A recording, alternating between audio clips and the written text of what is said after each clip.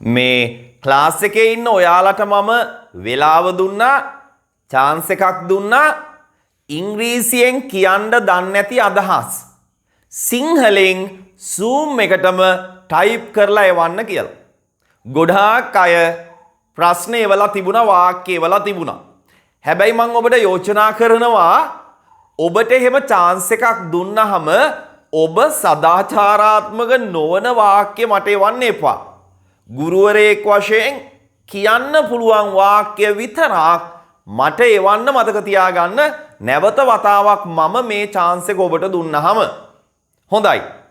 මම 9ක් 10ක් විතර රෆ්ලි ලියාගත්තා නෝට් කරගත්තා ඔබට කියන්න ඔබ එවපු ඔබේ යාළුවෝ එවපු. හරි. පළවෙනි වාක්‍යය මෙන්න මෙහෙම එවලා තියෙනවා කෙනෙක්. ඔයා පවුලේ කීවෙනියද? කොහොමද මේ ප්‍රශ්නය අහන්නේ? සමහර විට ඔබ දන්නේ නැතුව ඇති මේ ප්‍රශ්නය අහන විදිහ. ඔයා පවුලේ කීවෙනියද? ඔන්න හොඳට මතක තියාගන්න ඒ ප්‍රශ්නය අහන්නේ මෙන්න මෙහෙමයි. What is your position in the family? What is your position in the family? ඔයා පවුලේ කීවෙනියද? හරි. දෙවනියට මම තෝරාගත්තේ මෙන්න මේ ප්‍රශ්නය. ඔයා මට කොච්චර ආදරෙයිද? එහෙම ප්‍රශ්නයක් අහලා තිබුණා. සමහර විට කොල්ලෙක් එහෙම නැත්නම් කෙල්ලෙක් වෙන්න පුළුවන්. කමක් නැහැ ඉතින්. එහෙම ප්‍රශ්නත් අහන්න දැනගන්න ඕනනේ. එහෙම ඇහුවා කියලා ප්‍රශ්නයක් නැහැ. සාමාන්‍යයෙන් අපිට ඇහෙන ප්‍රශ්න. නේද? හොඳයි. ඔයා මට කොච්චර ආදරෙයිද? මෙතනදී අපි ගන්න ප්‍රශ්නවාචී පදය තමයි how much කියන ප්‍රශ්නවාචී පදය. How much do you love me? ඔයා මට කොච්චර ආදරෙයිද? How much do you love me? ඔන්න හොඳට මතක තියාගන්න. මං ඉක්මනට කියාගෙන යන්නම් අපිට කාල වේලාව ඉතුරු කරගන්න ඕන නිසා. ඊගාවට කෙනෙක් අහලා තිබුණා ඔයාගේ රස්සාව මොකද්ද? දැන් රස්සාවක් කාගේ හරි දැනගන්න ඕන වුණාම ඔබ මෙන්න මෙහෙම අහන්න. What do you do? What do you do? ඔයාගේ රස්සාව මොකද්ද? දැන් ඔයා මගෙන් ඇහුවොත් what do you do කියලා මං උත්තර දෙන්නේ කොහොමද? I'm an English teacher. එහෙම නැත්නම් I'm a teacher. මම ගුරුවරයෙක්. I'm an English teacher. මම ඉංග්‍රීසි ගුරුවරයෙක්. ඒ විදිහට උත්තර දෙනවා. හරි. ඊගාවට තව කෙනෙක් අහලා තිබුණා මෙන්න මේක. ඔයා කිව්ව දේ හරි. අපි එහෙම කියනවනේ නේද? ඔයා කිව්ව දේ හරි. ඔයා කිව්ව දේ වැරදි. ඒ විදිහට අපි අදහස් කියනවා. මෙන්න මේ අදහස කොහොමද ඉංග්‍රීසියෙන් කියන්නේ කියලා කෙනෙක් අහලා තිබුණා. මැසේජ් එකක් දාලා තිබුණා Zoom එකට ක්ලාස් එකේ කෙනෙක්. කොහොමද ඒක ඇත්තටම කියන්නේ? ඔයා කිව්ව දේ හරි. හොඳට මතක තියාගන්න. What you said is correct. What you said is correct. ඔයා කිව්ව දේ හරි. එතන වඩගේ තේරුම දේ කියන එක. වඩගේ තේරුම දේ කියන එක. ඔය විදිහටම ඔයා කොහොමද කියන්නේ? ඔයා කිව්ව දේ වැරදි. ඔයා කිව්ව දේ වැරදි. What you said is wrong. What you said is wrong. හැමෝටම වැදගත් කියලා හිතුන වාක්‍ය කීපයක් තමයි මම තෝරාගත්තේ. වාක්‍ය 9ක් 10ක් ඔබට කියලා දෙන්න. හරි. ඊගවට තව කෙනෙක් අහලා තිබුණා මෙන්න මේක. අපි මේ දේශපාලන ක්‍රමය වෙනස් කළ යුතුයි. ඒ වාක්‍ය කොහොමද කියන්නේ කියලා අහලා තිබුණා. හැබැයි හරි සරලයි. මම ඔබට auxiliary verbs කියන පාඩමේදී should කියන භාවිතය ඊටාම සරලව කියලා දුන්නා. නේද? should භාවිත කරන ආකාරය කියලා දුන්නා. අපි මේ දේශපාලන ක්‍රමය වෙනස් කළ යුතුයි. එතකොට යුතුයි කියන්නේ අපි ගන්නේ should නේ. වෙනස් කරනවා change. We should change. අපි වෙනස් කළ යුතුයි. මේ දේශපාලන ක්‍රමය this political system. We should change this political system. හරිම සරලයි. ඔන්න ප්‍රශ්නය අහපු එක්කෙනාට තේරෙන්නේ නැති කියලා මම විශ්වාස කරනවා. අනිත් අයටත් වැදගත් දන්නේ නැත්නම්. තව කෙනෙක් අහලා තිබුණා මෙන්න මේ ප්‍රශ්නය. ඔයා ඕනවට වැඩි. සමහර විට අම්මෙක් තාත්තෙක් වෙන්න පුළුවන් ක්ලාස් එකේ ඉන්න. ක්ලාස් එකේ වයස් ભેදයක් නැහැනේ. නේද? පොඩි අයගේ ඉඳන් අවුරුදු 65 70 දක්වා කට්ටිය ඉන්නවනේ ක්ලාස් එකේ. ඔයා ඕනවට වැඩි. හරිම ලේසි. මම මේවා කලින් phrases වලදීත් දීලා තියෙනවා. ඔයා ඕනවට වැඩි.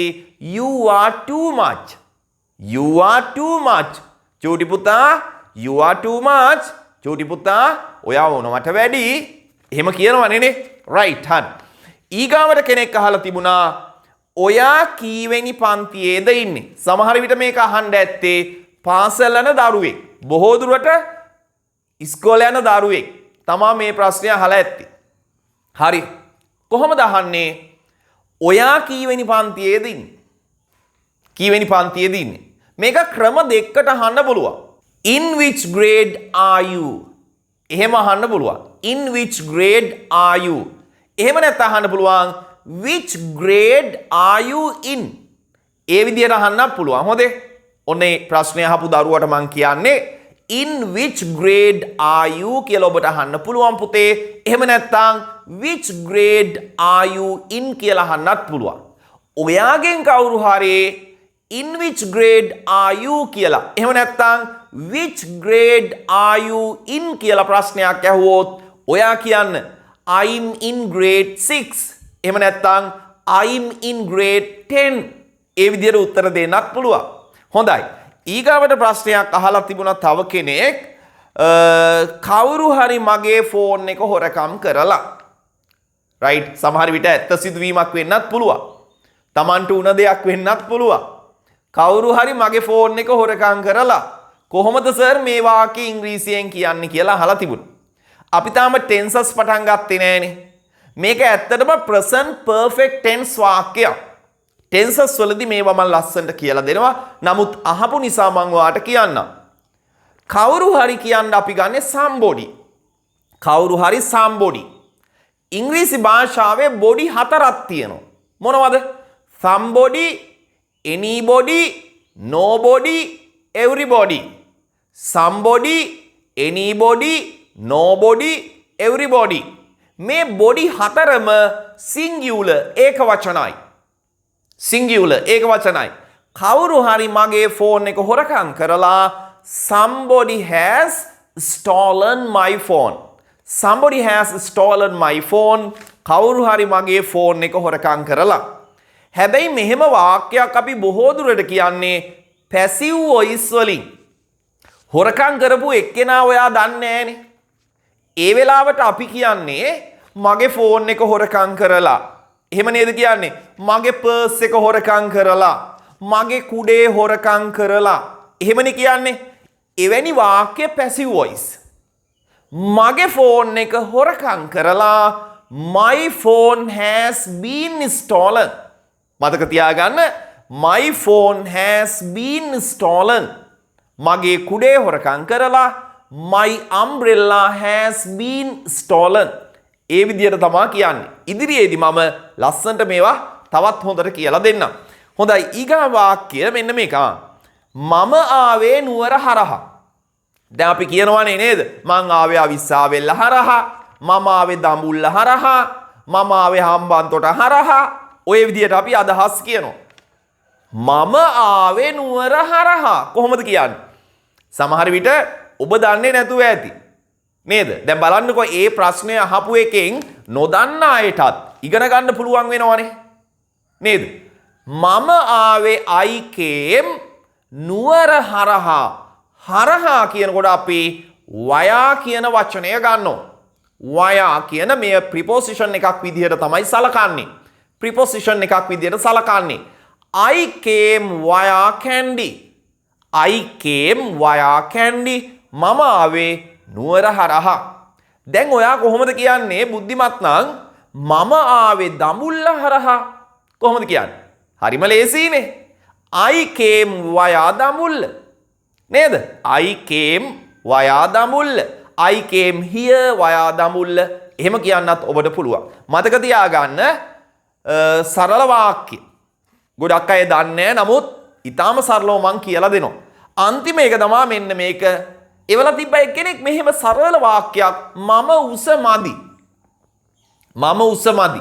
මං අදහස් කරන්නේ මෙතනදී මේ මොනවා හරි දෙයක් ගන්න උස මදි කියලා තමයි මෙයා අහන්නේ. ඒක වෙන්නේ නැති කියලා මම විශ්වාස කරනවා. එහෙම නෙවෙයි නම් මට මැසේජ් එකක් දාන්න සර් මෙන්න මේ දේ තමයි මම අදහස් කරේ කියලා. දැන් මොනවා හරි දෙයක් ගන්න උසමදි කියලා අපි කියනකොට අපි කොහොමද කියන්නේ? I'm not tall enough. දැන් මම උස නෑ කිව්වොත් I'm not tall. නේද? මම උස නෑ. I'm not tall. මම උස නෑ. දැන් මොනවා හරි දෙයක් ගන්න උස මදි කියනකොට අපි කොහොමද කියන්නේ?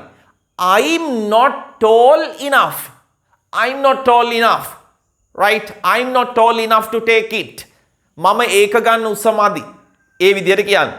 ඔන්න ඒතර ඔබ යොපු වාක්‍ය වලින් මම 10ක් තෝරගත්ත අද දවසේ. ඒ වාක්‍ය 10 ඔබ යොපු එකක් තියෙන්න පුළුවන්. තියෙන්න ඇති. හරි. මං ඊගාව සතියේත් මෙහෙම chance එකක් දෙන්නම්. ඔබ එවන්න වාක්‍ය මං ඉංග්‍රීසි වලින් කියලා දෙන්න. හරි. එහෙනම් අදට මේ වාක්‍ය 10 මං හිතනවා නොදන්න වාක්‍ය ලියා ගන්න ඇති කියලා. හරි. හොඳට මතක තියාගන්න.